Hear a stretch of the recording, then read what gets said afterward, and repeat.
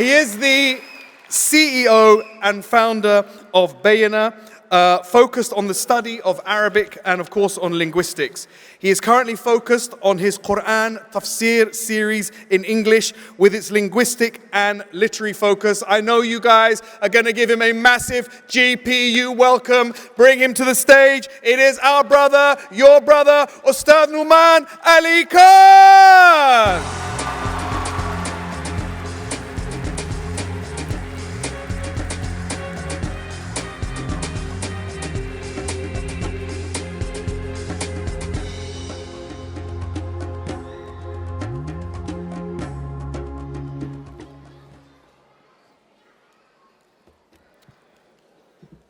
Assalamu alaikum wa rahmatullahi wa barakatuh.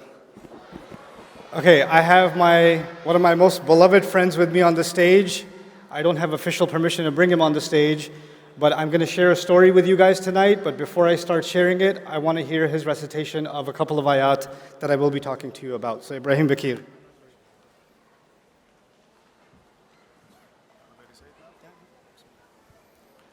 أعوذ بالله من الشيطان الرجيم وإذ قال موسى لقومه إن الله يأمركم أن تذبحوا بقرة قالوا أتتخذنا هزوا قال أعوذ بالله أن أكون من الجاهلين قالوا ادع لنا ربك يبين لنا ما هي قال إنه يقول إنها بقرة لا فارض ولا بكر عوان بين ذلك فافعلوا ما تؤمرون قالوا ادع لنا ربك يبين لنا ما لونها قال إنه يقول إنها بقرة صفراء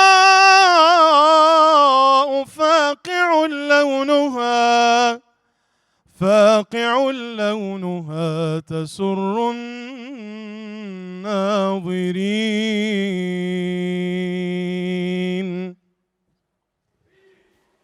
الله أكبر. شكرا إبراهيم، تفضل.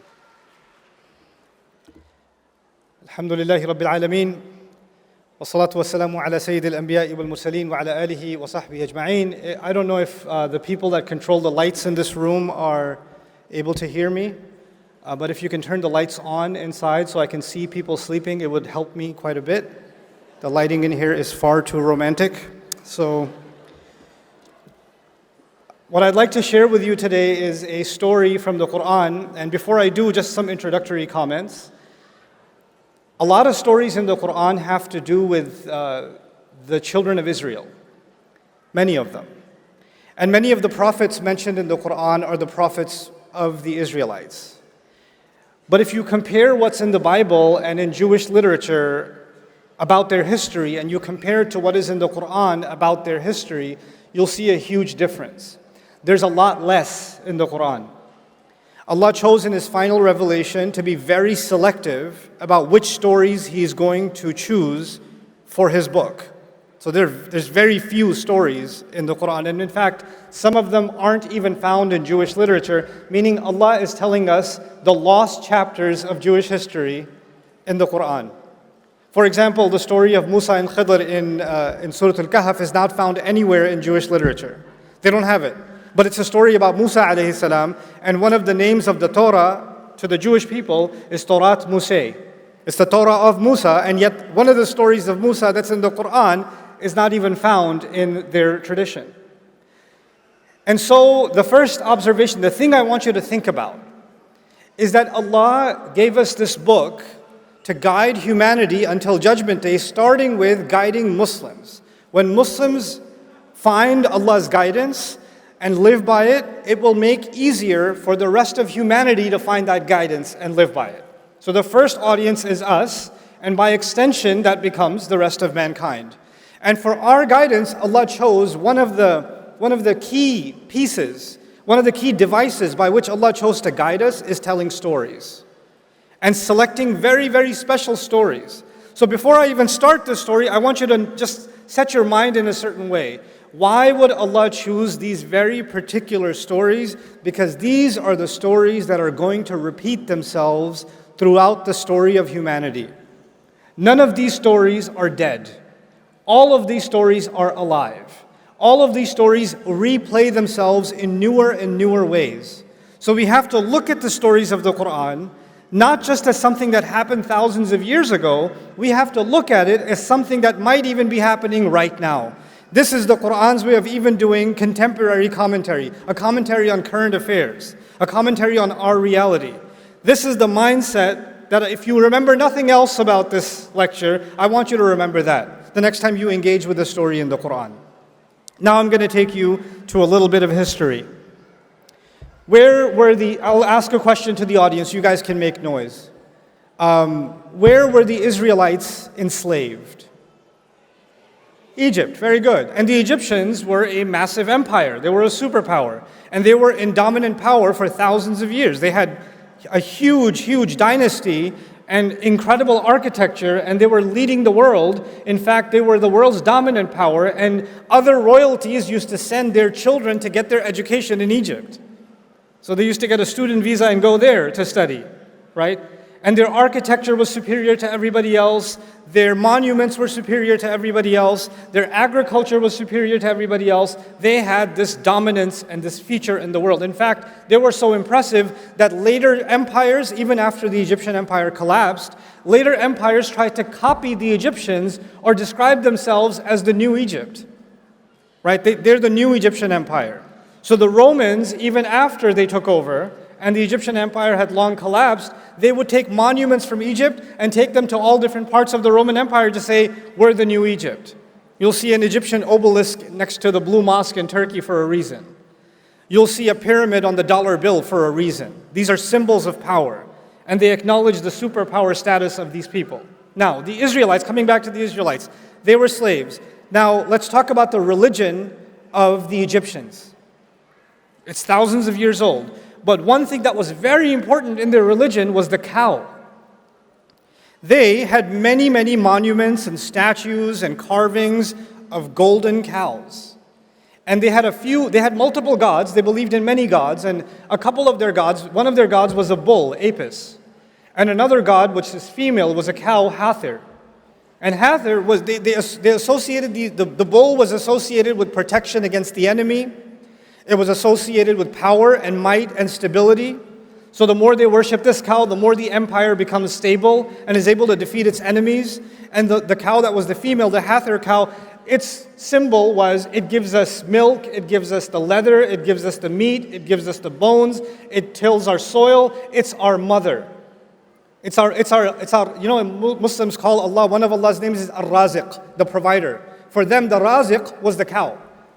So they worshipped the cow and they revered the cow, and the reason they did it is they want to make sure it rains, they want to make sure they don't get disease, they want to make sure their children are born healthy. In fact, some historians even argue that whenever there's a pharaoh that's going to take over government, the way you can tell that he's legitimately the new king is he has to drink from the sacred cow.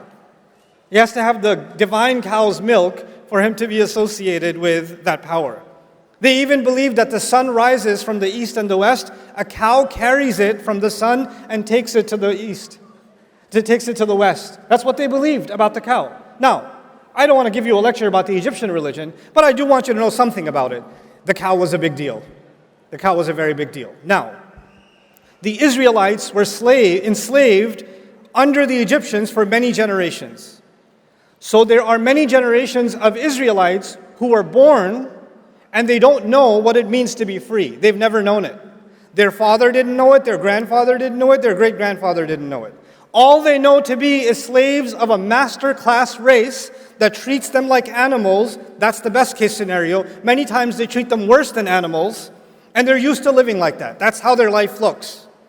And they've accepted that as their fate. For many, many generations, this has been going on. And in that environment, another side note that I want you to know is the Israelites are the children of Israel.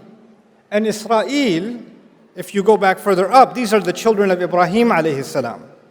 These are the children of Abraham. Means this, what I'm trying to tell you is these are the Muslims. The Muslims are born of that time. From our perspective, those who believed in those prophets were the Muslims of that time. So we don't call them the Jews of that time. From our perspective, we call them the Muslims of that time. They're being born into slavery under a superpower, and their next generation doesn't even know what it means to be free. They're born under the choke of a superpower. And what happens to young men and women that are raised as a minority, as a degraded, inferior minority that is under the chokehold of a larger superpower? You start thinking to yourself, consciously or subconsciously, man, these people, they have better roads, they have cleaner houses, they have more beautiful clothes, they're so much smarter, look, they're so much healthier, they're so much stronger, they keep on winning and winning, everything about their life is beautiful. My God, they have it all. I mean, they're kuffar, but they're awesome. Look at their streets, look at their neighborhoods, look at their highway system, look at their technology, look at their agriculture, and look at where we live. Fine, we're the believers, but we're also losers. Yes, they are the kuffar, but they are, oh my God, look at them. So they develop this kind of a love-hate relationship with their master. We hate the master because he's enslaved us, but we also kind of love the master because they live the life, man. They live the life. This is the environment in which the Israelites spent many generations. Now, let's fast forward. Allah reveals the message to Musa alayhi salam. There's a conflict between Musa and Fir'aun, and eventually the Pharaoh drowns, and the Israelites are finally free. Yes? They're no longer living in slavery. After being enslaved for generations, now they get a taste of freedom. Now they have a taste of freedom. And in that time, many adventures happened. I'm going to highlight two of them if time permits. I have so many things to share with you about this story, but I'm trying to be as selective as I can because I respect two things. One, the time that I've been given. Two, your attention span. I'm staring at some of you. You don't know this, but I'm staring at you. Yes, you. You right there. Yep, you. Yep. That's you. Yeah. Yeah. Actually, I didn't point at anyone, but you felt paranoid. I got you so good. You felt like the soul leave your body a little bit just now. I saw, okay. But I do want you to at least take two parts of this story with you that I'm going to just be selective about. Okay. So Allah, they're out in the desert. They're free now. And Allah says to Musa alayhi salam that Allah calls Musa alayhi salam to meet with him. So he's going to leave the Israelites behind and he's going to go meet with Allah on the mountain. And the mountain is not that far. The mountain of Tur is not that far. So he leaves them behind. He leaves his brother Harun and he goes to meet with Allah. But he shows up early. He shows up early. And Allah asks him, مَا أَعْجَلَكَ عَنْ قَوْمِكَ يَا Musa. Musa, why did you show up early? What rushed you away from your people? Why did you show up so early? And of course he says, لِتَرْضَى عَجِلْتُ إِلَيْكَ رَبِّي لِتَرْضَى. I rushed to you, my master, so you could be happy. Obviously, if you're going to please Allah, like we go to the masjid earlier for Jum'ah, it's more rewarding, isn't it? So he rushed to Allah to make him happy. I won't go into that part of the story. The part I want you to focus on with me is what Allah tells him. And what he tells Allah. He says, Hum ula'i ala athari. No, they're just a few steps behind me. They're just a few steps behind me. I want you to remember two meanings of that. When Allah said, why did you rush? He said, there's a few steps behind me. Number one, it means they're not that far away. If there's any trouble, I'll just run back down and I can get there in 20 minutes, no problem. That's one meaning. The other meaning is, look, they followed me through the water.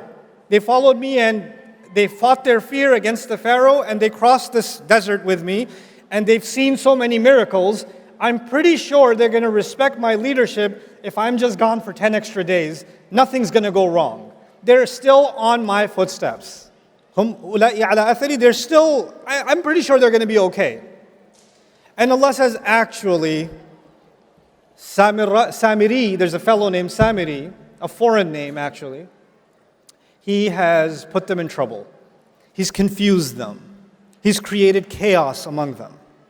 So now I'm going to take you to Samiri and what chaos was created. While Musa alayhi salam was gone, this fellow Samiri, basically what he does is he collects all of their gold. Whatever gold they had from all their savings, they collected and they ran off from Egypt. And somehow he collects all of it from them, melts it down, and turns it into the statue of a guess what? A golden baby cow. A golden cow. Which suggests a couple of things. One, it might suggest that they didn't have enough gold to build a cow, so they had to go with a baby cow. Right? So that might be one reason. Another reason might also be if you study the ancient Egyptian religion, they would take the baby calf, bring it into the temple, put gold on it, and then put it in a special area where nobody will bother it until it grows up because it's meant to be a godlike cow that was specially chosen. So he's like starting off with a baby cow. He's starting there. Now, this whole cow business, does it have anything to do with Islam or does it have to do with the Egyptian religion? This is the Egyptian religion for thousands of years. And these Israelites lived as slaves and psychologically occupied for many generations under the Egyptians, yes? So all of a sudden he builds them this cow and he makes openings in it so when the wind blows it makes a mooing sound. And all of a sudden you find that many Israelites are now worshiping this cow. When I first read this story, I was confused. How? How do you just, hey, look what I made. Oh my God. Like, why would they just all of a sudden fall into worship of this thing? It's not an alien phenomenon to them. They've seen this kind of thing before. Where have they seen it? In Egypt for generations. But they're Muslim. They're not pagans. They're not following the religion of Pharaoh. No, they're not following the religion of Pharaoh, but something happens in the conscience of believers and the conscience of minorities when they live under a powerful majority. You start thinking their roads are better, their clothes are better, their homes are better, their armies are better, their wealth is better, their religion and their philosophy and their way of life and everything they think important must also be what? Better. Which is why you can find Christmas trees in homes in Karachi. This is the reason. You start adopting, you say, oh, we hate them, they have all the power, they have all of this. But you know, they are better. They are, and you start taking some of those values and you start mixing them in with your religion. And you say to yourself, well, I mean, if they became a superpower, obviously they were doing something right. And if they keep praying to these cows to protect them and to nourish them, clearly they got protected and they got nourished. So it's not like they're all wrong. Fine, I'm Muslim, but I mean, I don't want to take my chances. It can't be, it's not like I'm leaving Islam. It's just a little bit, it's shirk with a lowercase s. Right? It's not that bad. So they tell themselves that this is okay. Anyway, so as they do this, and they accept this cow for worship and all of that, Musa alayhi salam comes back and he's absolutely shocked, right?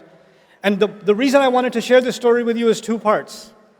One part of it is, why did Samiri do this? What got into him? Like, what was his agenda? We need to understand Samiri because he's important enough that Allah named him in the Quran. Like, that's a big deal. Most people don't get named. He got named. And the other side, I want you to understand what happened to the Israelites. Because again, these stories will live forever. Samiri. Let's start with Samiri.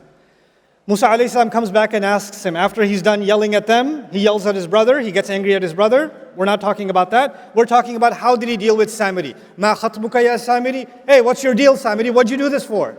Why did you do this? And he has the strangest answer. He said, قَبَضْتُ قَبْضَةً مِّنْ أَثَرِ الرَّسُولِ. He said something that I found very confusing. He said, I grabbed a handful of the footprint of the messenger. If I'm translating literally, I grabbed a handful of the footprint of the messenger. When I read that in the Quran, look, I'm an inquisitive person. I don't just say, oh, okay, and I move on. I say, what? Huh? What? Footprint, messenger? The messengers all the way up, did he follow Musa alayhi salam and grab some dust of his footprint? What's going on? Then you read the commentaries and you find many people commenting, many mufassirun commenting, that he somehow saw Jibreel alayhi salam on a horse, and the horse, everywhere the horse stepped, plants started sprouting. So he saw that the footsteps of the horse of Jibreel alayhi salam produces life. So he grabbed a little bit of the dust from under the hoof of the horse of Jibreel alayhi salam, and he put that onto the cow, and the cow came to life. Except none of that is in a hadith, none of that is authenticated by the Sahaba, none of that is found in the Quran. And according to Ibn Ashur rahimahullah, I'm very impressed with his work in his tafsir at-Tahrir wa Tanweer, says this has no authenticity at all. Even goes against the text of the Quran. So then what does it mean that I grabbed a piece of the footprint of the messenger? I'd like to offer an alternative understanding. You remember I said the word athar. Musa alayhi salam was with Allah. Allah said, why did you come so quickly? He said, they're right behind my footsteps. Remember footsteps? Hum ula'i ala athari. And it meant two things. It meant footprint. What else did it mean? That they're closely following me. Samiri sees an opportunity. These people, their Islam is not that strong. They don't really understand the revelation, but they're culturally still very attached to the dominant culture of the Egyptians. I can create a religion, an alternative religion that I'm not going to say it's not Islam. I'm not going to say it's shirk. I'm not going to say it's the religion of the pharaohs. I'm still going to call it Islam, but I will create a cult within them that are still impressed with the old ways, and that way I will have a handful of the kind of impact and following that is meant for the messenger. They will take me as a lesser kind of messenger. They won't officially call me a messenger, but they're going to follow me cult-like anyway. And so there is Islam given to prophets like Musa alayhi salam, and then there are cults that people like Samiri run by taking the gold of the people and giving them something they want, giving them something pagan. Of course, that never happened in Islamic history, ever, especially not in South Asia. Especially. The kind of cults that we create, in which we identify certain people as so connected and so they have connection with the ghaib and they have these powers and all of this. None of this stuff was Islam. None of this stuff. And Allah warned us this will happen with the story of Samiri. But it goes a step further. Allah Azza wa Jal told us in the Quran that when Musa alayhi salam was on the mountain, Allah told Musa alayhi salam, by the way, even among your believers, even among the Muslims, سَأَصْرِفُ عَنْ آيَاتِي الَّذِينَ يَتَكَبَّرُونَ فِي الْأَرْضِ بِغَيْرِ الْحَقِّ. I'm going to turn away from my revelations those who are arrogant in the world, those who seek to be great themselves. What did Samiri want? He wanted a following. He wanted to make money off the people. He wanted to become the religious leader. He wanted to become the cult leader. He wanted power in the world. Allah says, people like that, I will turn them away from my ayat. And then all the others, why did they follow him? Here's another subtle point that I really, really want to make sure you remember. We have a concept of God in Islam. And the Egyptians had different gods, deities in their religion. And Hinduism has gods. Christianity has a concept of God. Judaism has a concept of God. What separates Islam's concept of God, especially from pagan religions? Especially like the religion of the Egyptians. The religion of the Egyptians, the way if you can understand this simply, it's transactional. I give the God something, he gives me something back. I sacrifice something for that God, he gives me freedom. I make sure I build a golden statue in his name, he protects the country, etc., etc. It's always a transaction. You give, we give and get, give and get, give and get. And so the Israelites are now, their concept of God itself, even though they believe in one God, has now been corrupted into a God that is transactional. So okay, we'll follow this God through the water, end up in the desert, but what kind of God is this? If he's really on our side, he should hook us up like the God of the Egyptians. He should send us rivers and vegetation and all of it. Why is he giving us this one cloud and just manna and salwa? Can you bring some salad over here? Like, fumiha wa adasiha wa bathaliha wa qithaiha wa fumiha wa adasiha. Where are the vegetables? Why isn't this God giving us a better menu option? Why? Because in their mind, their God became entirely transactional. But that's not from Islam, that's from the pagan religion. Of course, Muslims would never fall into such a trap, especially not in 2024. I made so much dua, I even prayed tahajjud, I even decided to pray 5 times, and I still failed my medical boards. Of course, we would never become transactional. I stopped praying because Allah doesn't answer my prayers on my terms. I wanted that job, I didn't get that job, and now I have to drive an Uber until I find another job. That's why I'm just disappointed with Allah, because I did my part, He didn't do His part. This was the pagan religion. This was not the religion of Islam. We started making our religion transactional. And what is the offering of those religions? They offer you the transaction. Make this offering, your child will be protected. Make this offering, it's going to rain. Make this offering, this is going to happen, that's all it is. It's all transactions. So we're done with Samiri. There are going to be Samiris in the world that are going to try to take believers away from the ayat of Allah, to pull them into cults, to keep them away from revelation. Allah described their tactic. Allah says, وَإِنْ يَرَوْا سَبِيلَ الرُّشْدِ لَا يَتَّبِعُونَ سَبِيلًا. If they see the right way, they're not going to follow it. And if they see the deviant way, they'll follow it immediately. Now let's take a step forward. Musa alayhi salam comes back, sees this nonsense, and tells Samiri what he's done, tells him off, and then in front of him, shows him that he's going to destroy that cow. He starts smashing it to bits. Now when he's smashing it to bits, if I'm one of the Israelites, watching him do this, and I've been culturally enslaved for many generations, some part of me is like, is it going to thunderbolt right now? Is there going to be an earthquake? Because he's breaking oh my God, I can't watch. And then he's going to take it, break it, and he's going to drown it into what? The river. Interestingly, the same river that who drowned in? Fir'aun has already drowned, yes? It's as if Fir'aun drowned, but the poison Fir'aun put in these people still hadn't drowned. That also needs to drown. That's Samiri, fine. What about the other side? The other side is the people who followed him, the people who believed him. They still, even if the idol is broken on the outside, that doesn't necessarily mean the idol inside has broken. They still possibly believe it. So Allah reveals this interesting test to them that I had my beloved friend Ibrahim recite. Allah commands you to slaughter a cow. He tells the Israelites, you need to slaughter what? All of you are going to slaughter a cow. Now, okay, Samiri will face the curse of, the cow that he wrecked. But now all of you better slaughter your cow. What is that going to prove? You no longer have any special connection with the cow. The idol worship that is inside you, hiding somewhere, needs to be broken. The cultural colonization that you're still living under needs to be broken. It needs to be slaughtered. And when they first heard this, they were in shock. By the way, when Samiri asked them to worship a cow, did they do it immediately? Yeah. But when Musa asked them to slaughter a cow, did they do it immediately? No, they said, what are you kidding? أَتَتَّخِذُنَا هُزُوًا? You think we're a joke? Are you taking us for a joke? They got offended. They got shocked. What did Allah tell Musa on the mountain while they were doing this? Allah said to him, if they were to be called to the right way, they won't follow it. And if they see the wrong way, they will follow it. So what is going to happen to these people that get away from the revelation? When they see something crooked, easily followed. When they see the right way, they start asking a lot of questions. It's so complicated. I'm not sure. I have a lot of questions about salah. Where are you supposed to put your hands? I don't know where to put my hands. How far apart should your feet be? It's so hard. It's so difficult. But the Christmas tree is really easy.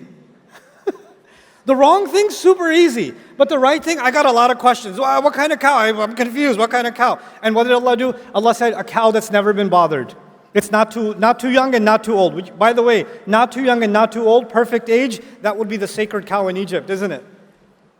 And then they said, oh, okay, yeah, fine, but color. And what color did Allah say? What color? Anybody know? Yellow, golden. Because you're meant to slaughter the gold. The more they're asking because they don't want to do it. And the more they're asking, the answer is taking them more directly to the one thing they don't want to do. It's taking them right back in that direction. And then he says, La shiyat, the last time they asked, okay, fine, we're confused. Can you just tell us more about this cow? Oh, it's a cow that's never been put to work. It's been left alone. It doesn't have a single blemish or a tarnish. Guess what? The sacred cows of Egypt, did they put them to work in the farm? No, they kept them in special areas and gave them luxury life. Right? It would be ironic if they gave them leather sofas. That would be kind of funny. But anyway. But the idea is, Allah is now describing the cows of Egypt by the story. And what's the most amazing part of this at the end is, Allah says, فَذَبَحُوهَا, they finally did slaughter it. But then Allah says, وَمَا كَادُوا يَفْعَلُونَ, and they almost didn't do it. Listen to that. They almost didn't do it. Why would Allah say that? Allah is telling us that for generations to come, whenever believers are going to be colonized, whenever believers are going to be dominated, and there's such a thing as political domination, military domination, economic domination, but there's also such a thing as a cultural domination, a psychological domination, a spiritual domination. And when you live subjugated for so long, you start developing an inferiority complex. And the people, white people are just smarter. What are you going to do? Starts coming inside your head. They're just better. When you're at school, you're being made fun of, you're less and less and less, and something in you says, if I act more like them, I'll be more acceptable. If I dress more like them, I'll be more acceptable. If I look more like them, behave more like them, if I change my name to sound more like their name, they won't ever accept me, but at least I'll feel like I'm closer to the winning team. The pharaohs will never accept the Israelites as equals, but the Israelites are still enamored with their religion, isn't it? Your inferiority complex can get so strong that you're almost worshiping this culture and you've mixed it in with your religion. You're not willing to say that I've left my religion. No, I have my religion, but really I have a lot of affinity for all of this Firaun cow that lives inside me. So the reason I wanted to bring this to your attention is that there will always be, within the Muslim world, there will always be Samiris. Always. And there will always be Muslims who are going to be susceptible to having reverence for their own version of the cow. There's going to be something cultural, something economic, something in our practices. And we're going to have to take a deep look within ourselves. Where does our sense of pride, sense of value, sense of purpose, where does it come from? Where did we adopt these values from? Why are we so committed to being this way or that way? When you have a young child in school and they are trying to copy all of their other friends and they're yelling and screaming at home because they don't have a device that all their other friends got for their birthday or whatever else, they're having a tantrum. What are we already preparing these kids for? The worship of the new cows of this generation. That's what we're preparing them for. Instead of being able to think for themselves and free themselves from it. Allah gave us these stories because these problems will never die. And we have to be aware of these problems so we can be mindful of them. This is the last bit of my message that I want to share with you tonight. This story occurs in Surah Al-Baqarah, towards the beginning of Surah Al-Baqarah. And the latter half of Surah Al-Baqarah, Allah told us that He made us a balanced nation. وَكَذَلِكَ جَعَلْنَاكُمْ أُمَّةً وَسَطًا. That's what He told us. Why is Allah talking about the Israelites first? You know what an orientation is? Here's the people that came before you that had your job. Here's why they got fired. You're up next. Don't make their mistakes. The reason the first half of Al-Baqarah is highlighting these chapters of the Israelites is because these are the exact mistakes that are most likely going to be repeated by the Muslims. So before Allah talks to us, He tells us about them. He tells us about them. And instead of focusing on the instructions that Allah has given that are so simple and so clear, if we start distracting ourselves with, oh, it's so difficult, there's so many schools of thought, I don't know where to put my hand, I keep trying to measure the size of my beard and I can't figure out which one I should go with, I don't know about, the texture of the hijab or this or that. The more you do this, you want to dive into the details, the color of the cow, the size of the cow, the more you want to do that, you know what's going to happen? You're going to continue to be culturally colonized while you're fighting over these minutia details. That's what's going to happen. It's time the Muslims liberate themselves mentally. Before we can liberate ourselves politically, economically, socially, psychologically, we need to liberate ourselves intellectually, spiritually, psychologically, emotionally, internally. It is time. Look, guys, we're in a crazy time in the world. Nobody could have imagined 5 years ago, 2 years ago, nobody could have imagined that there are going to be, there's going to be a white girl, white teenager in Ohio crying on TikTok about what's happening in Gaza. Nobody could have imagined that. That was come on, what are you talking about? What universe are you talking about? Right? The world has changed. What's remarkable about the world today? There's a new level of awareness, and that will never go back. There's a new level of awareness of political injustice. But you know what? Take that as a sign. If the world can wake up to something that was happening in front of their eyes and they were blind to it for 70 years, and now they're waking up to it, well, you know what? Muslims, you have potential. You can wake up to what's in Allah's book. You can wake up to what Allah has given. I can wake up to it. It's time this ummah experienced an intellectual and a spiritual renaissance, and I believe this is the generation that's going to do it. Jazakumullahu khairan. Assalamu alaikum wa rahmatullahi ta'ala wa barakatuh.